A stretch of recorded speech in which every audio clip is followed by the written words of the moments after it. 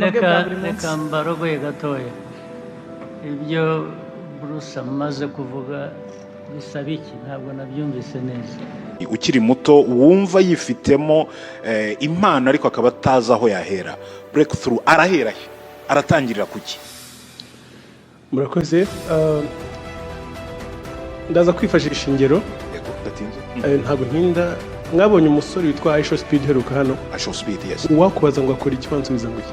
Agera mu gihugu ubundi akifotora akazunguruka hano yifotora. Wifuza gutera imbere afite internet, ufite smartphone, ufite uburyo bwo kwifotora, urasa neza ariko nyine niba ubona ntacyo uri kubikoresha kandi ufite umwanya, ufite ibyo wakerekana, abantu benshi bafite umwanya wo kureba, guscrollinga bakirirwa bareba bata umwanya, ibyo byakakubereye umusaruro, ari nacyo kinjyana ku bundi busabe. Yego. Turasaba ko leta yadufasha ikamonetiza izi mbuga nkoranyambaga kumonetiza n'uburyo bwo gukorera amafaranga kuri izi mbuga nkoranyambaga ku bantu babikora neza, kuko ababikora nabi n'abinzego zirabareba. Bose ntabwo ndi bubatindeho kuko imirimo yose ikorerwa ku mbuga nkoranyambaga ni imirimo. Buriya ari amavideo yose abantu bafata, bira byose abantu bakora content zingana n'amafaranga, nibyo mwavugaga bya views. Ku rubuga rwa TikTok abantu bakorera amafaranga menshi ku bindi bihugu, ariko ku banyarwanda ugasanga benshi birasaba inzira ndende cyane, nukuvuga ngo dutira ubwene igihugu kugira ngo tube twakora ku mafaranga ari ku mbuga nkoranyambaga. Icyo rero ni ikibazo wenda kinatera ubushomeri cyangwa n'inzira mbona ngewe twanyuzamo urubyiruko mu gukorera amafaranga. Murakoze. Murakoze cyane. Mu gusoza mfite ikibazo buri wese ngiye kubabaza kugira ngo Picard, nuhe munyarwanda twifuza? Ni nacyo mwese munasubiza. Picard. Murakoze. Ngiye numva umunyarwanda twifuza ari ukorana ishyaka muri byose, ufite ambition, kandi ufite unasaba standards ziri hejuru mu buzima bwe bwa buri munsi. Reka mbarogoye gatoya ibyo Bruce amaze kuvuga bisaba iki ntabwo nabyumvise neza. Monetization ya social media y'imbuga nkoranyambaga. Ikibazo rero abantu bahura nacyo mu Rwanda ni iki? Kuki ugomba kwita undi muntu w'ahandi kugira ngo ukore amafaranga utari umunyarwanda? Ikibazo ni iki? Nicyo ngo tugikemure. Bruce, ni ikihe kibazo gihari kuki social media hano mu Rwanda zidahinduka amafaranga?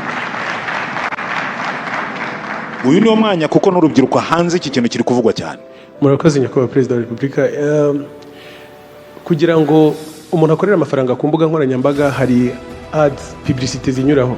Izo publicité nizo dukuramo amafaranga. Ni ukuvuga ngo ibigo bije kwamamaza, nk'urugero nasohoye indirimbo, iyo ndirimbo sinzi niba mujya mubibona iyo mugiye mu bindi bihugu, iyo ugerageje nko kuyikandaho hari akavideo gato gatambuka kamamaza, ukabanza ukakareba, abo bantu baba bishyuye, ayo niyo mafaranga aza akagaruka akagera ku wakoze iyo content. Hano mu Rwanda rero bisa nkaho twese turi premium, bisa nkaho twese twishyuye kujya tureba tutarebye publicity. Izo publicity ntabwo zigeze zinyuramo. Muri ubwo buryo rero ntabwo tubasha gukorera amafaranga uko bikwiye. Yakemuka bite technically? Yes, Scovia yenda hari igitekerezo afite kuri ngingo. Murakoze nyakubahwa Perezida wa Repubulika, nanjye ndi umwe mu bazikeneye cyane. Iki kiganiro kigeze kiba kuko ari ibintu biri tekiniko muri ICT. Tuza kujya mu kiganiro na Minisitiri w'Urubyiruko ndetse n'umukozi ukora muri Minisiteri y'Ikoranabuhanga.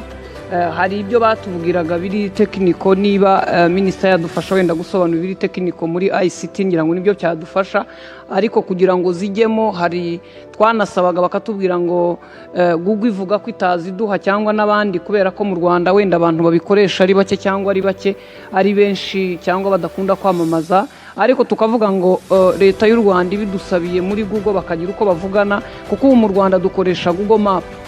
Niba Google Map nshobora kuyikoresha nkayobora umuntu aho ntuye ntamuyoboye ku giti cy'umwembe, ni ukuvuga ngo na ads zishobora kuza. Niba ICT badufasha mu buryo buri tekiniko badufasha. Abashinzwe IT badusobanurira. Thank you very much, Your Excellency. Nkuko bari babivuze, ibigo nka Meta, YouTube na TikTok byose bishyiraho eligibility requirements bituma ibihugu bishobora kuba byakora platform monetization, aho abafite ibihangano bashobora kubibyaza umusaruro. Bakurikiza ibintu bitatu. icya mbere ni regulatory compliance kandi ibyo twarabyujuje nibyo bareba data protection, intellectual property na taxation, ibyo turabyujuje nk'igihugu. Icya kabiri bareba nk'uko Bruce Melody yarabivuze ni volume of advertisements, ni ukuvuga ngo dufite abantu benshi bashobora kuba bakwadvertisinga kuri izi mbuga nkoranyambaga bikadufasha bikadufasha kugira ngo uko tuzamura iyo volume ya advertisement n'aba local content creators bagire percentage bashobora kubonaho, ari naho ngira ngo tukiri hasi kuri izo volumes. Ngira ngo ntanze urugero, biba bisaba nibura hagati ya igice cya miliyoni na miliyoni y'amadolari ku kwezi in terms of volumes of advertisement kugira ngo igihugu gishobore kuba cyaba eligible. Icya gatatu ni payment infrastructure, ishobora gutuma ya mafaranga babonye bashobora kubona kuri izo mbuga nkoranyambaga ashobora kuba yabageraho, kandi ibyo turabifite.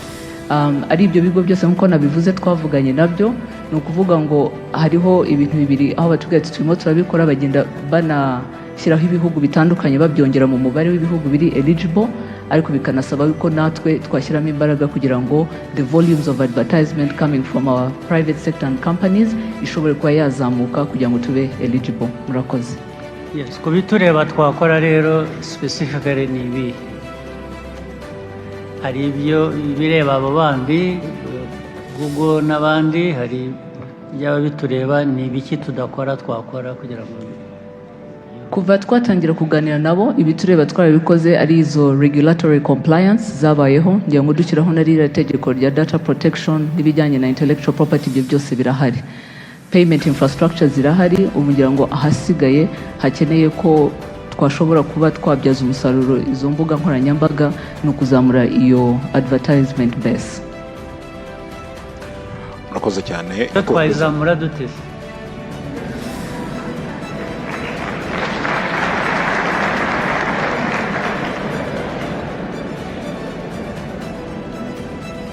tuyizamure dute?